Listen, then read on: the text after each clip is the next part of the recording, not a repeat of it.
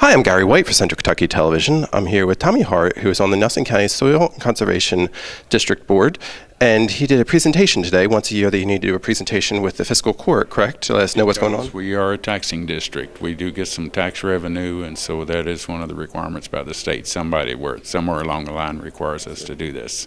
So tell us a little bit about the Soil and Conservation District. What exactly do you do? We're an advisory service and a learning service, educational service for people who want to learn how to better manage their soils in order to retain it, whether they're in agriculture or even contractors, homeowners, it doesn't matter. Even fiscal courts, you heard them mention in here a while ago that we did a project out at Dean Watts Park where they had an erosion issue, and our technical people came in and helped them to come up with a plan in order to mitigate and hopefully lessen the effect they were having on their erosion problem. So there's a whole lot of things like that.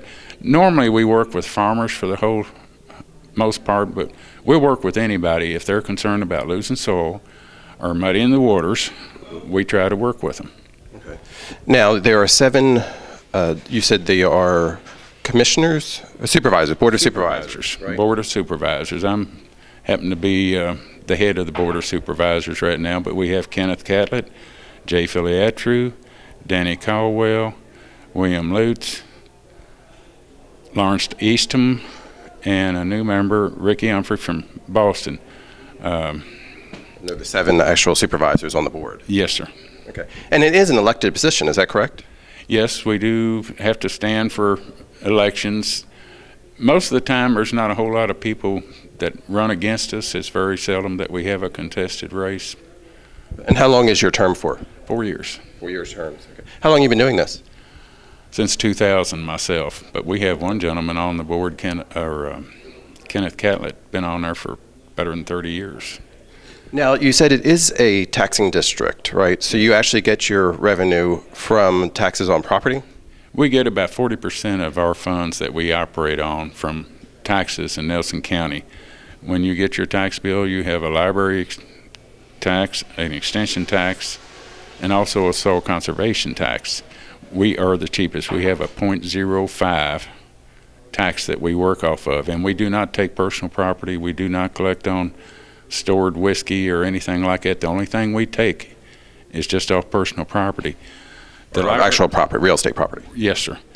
The rest of the taxing districts have everything, but we just have that.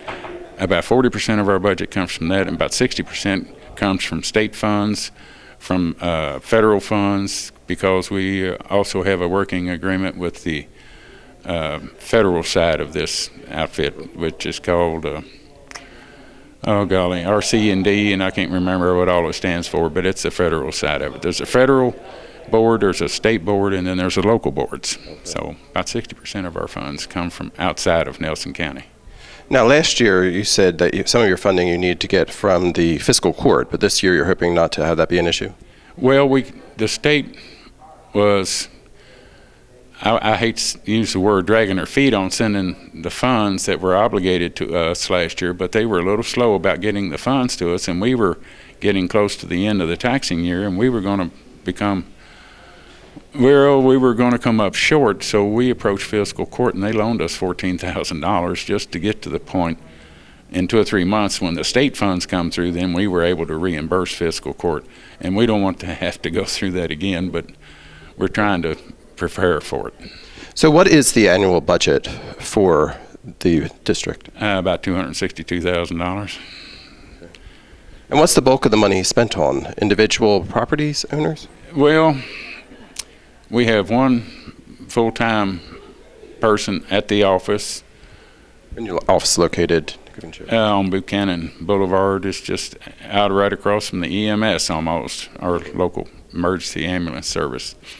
We have one full-time employee who goes out and helps to advise and does a lot of follow-up.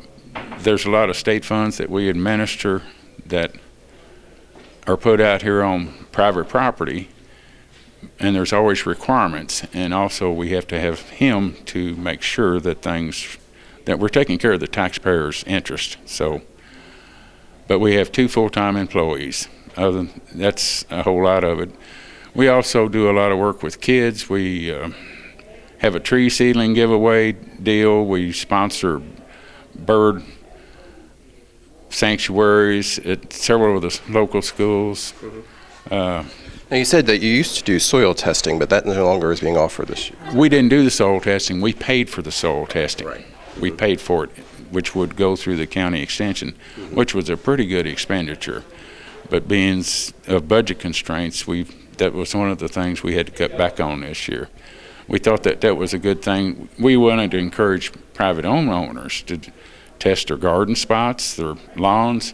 It's hard to believe, but I think through economics, farmers don't normally abuse or overuse things that they have to pay money for because they're trying to make a living.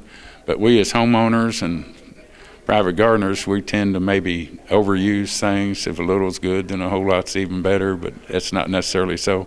So we try to encourage the use of soil testing. Which is still possible through the Extension Office, just not reimbursement through you guys. Right, exactly. Okay. Again, I've been talking with Mr. Hart, who's with the Nelson County Soil and Water Conservation District. And if people have any more questions or they need some information, do you have a phone number that they can call? 502-348-3363.